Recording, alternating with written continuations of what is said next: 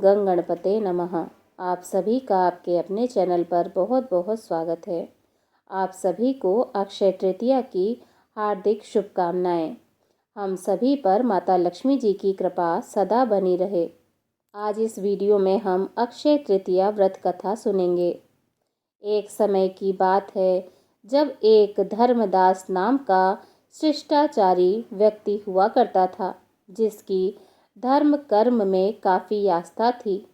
वह स्वभाव से दानी था, लेकिन गरीब होने के कारण उसे हमेशा अपने परिवार के भरण पोषण की चिंता रहती थी। एक दिन किसी ने उसे अक्षय तृतीया के व्रत और इसके महत्व के बारे में बताया। धर्म में अपने अटूट विश्वास के चलते धर्मदास ने इस व्रत को करने का निश्चय किया। व्रत की विधि का पालन करते हुए उन्होंने अक्षय तृतीया के दिन सुबह जल्दी उठकर गंगा में स्नान किया और फिर श्रद्धापूर्वक भगवान श्री हरि विष्णु जी की पूजा अर्चना की। इसके साथ ही उन्होंने अपनी क्षमता से बढ़कर जल से भरे घड़े, पंखे, जौ, सत्तू, चावल, नमक, गेहूँ, गुड़, घी, दही, सोना तथा वस्त्र आदि वस्तुएं भगवान के चरणों में अर्पित कर ब्राह्मणों को दान कर दी। यह सब देखकर उनकी पत्नी ने उन्हें रोकने का भी प्रयास किया, क्योंकि उनका परिवार निर्धन था और इतने दान से उनकी परिस्थिति और भी खराब हो जाती। इसके अलावा बुढ़ापे के कारण वह कई रोगों से भी पीड़ित थे, लेकिन धर्मदास ने इन सभी बातों की बिना परवाह किए अपना व्रत विधि पूर्वक पूर्ण किया। अनेक प्रकार की परेशानियों का सामना करते हुए वह जीवन भर अक्षय तृतीया के शुभ दिन पर व्रत व दान पुण्य करते रहे। इस पावन व्रत को करने के फलस्वरूप धर्मदास ने अगले जन्म में राजा कुशावती के रूप में जन्म लिया। अपने अच्छे कर्मों की वजह से धर्मदास को राजयोग के साथ वैभव एवं यश की प्राप्ति हुई। उनके राज्य में धन व दौलत समेत किसी भी प्रकार के सुख की कोई कमी नहीं थी। इन सुखों के बाद भी वह कभी लोभी नहीं बने और सदैव सदाचार का पालन करते रहे। उन पर ईश्वर की कृपा बनी रही और उन्हें अक्षय तृतीया के पुण्य की प्राप्ति भी होती रही। मान्यता है कि अक्षय तृतीया के दिन किए गए दान पुण्य व पूजन के कारण वह अपने अगले जन्म में बहुत धनी एवं प्रतापी राजा बना। वह इतना प्रतापी राजा था कि त्रिदेव तक उसके दरबार में अक्षय तृतीया के दिन ब्राह्मण का वेश धारण करके उसके महायज्ञ में शामिल होते थे। अपनी श्रद्धा और भक्ति का उसे कभी घमंड नहीं हुआ। वह प्रतापी राजा महान एवं वैभवशाली होने के बावजूद भी धर्म मार्ग से कभी विचलित नहीं हुआ।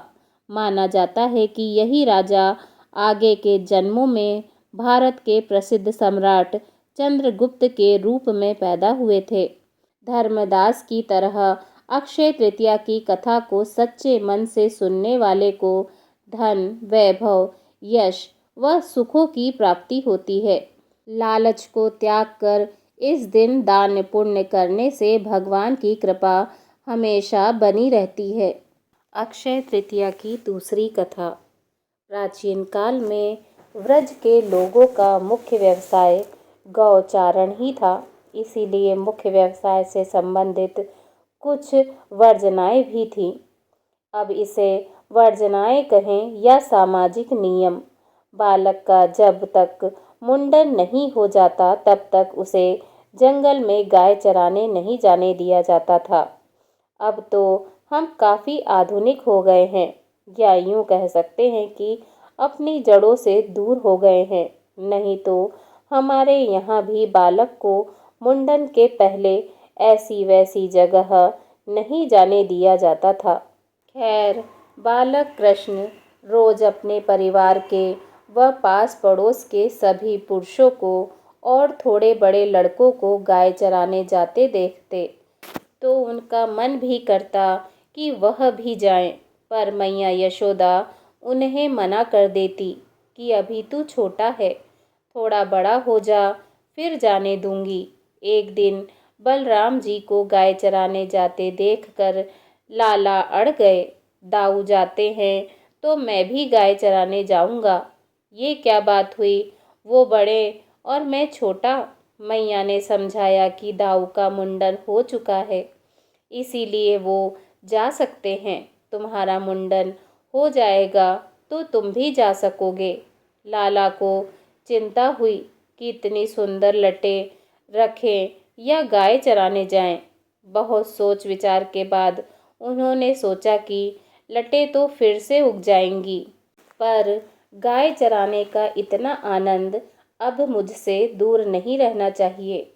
वे तुरंत नंद बाबा से बोले, कल ही मेरा मुंडन करा दो, मुझे गाय चराने जाना है। नंद बाबा हंस के बोले, ऐसे कैसे करा दे मुंडन, हमारे लाला के मुंडन में तो बहुत बड़ा आयोजन करेंगे, तब लाला के केश जाएंगे। लाला ने अधीरता से कहा, आपको जो आयोजन करना है करो, पर मुझे गाय चराने जाना है। आप जल्दी से जल्दी मेरा मुंडन करवाओ। मुंडन तो करवाना ही था, अतः नंद बाबा ने गर्गाचार्य जी से लाला के मुंडन का शुभ मुहूर्त निकलवाने का आग्रह किया। निकट में अक्षय तृतीया का दिन शुभ था, इसीलिए उस दिन मुंडन का आयोजन तय हुआ। आसपास के सभी गांवों में न्योते बांटे गए।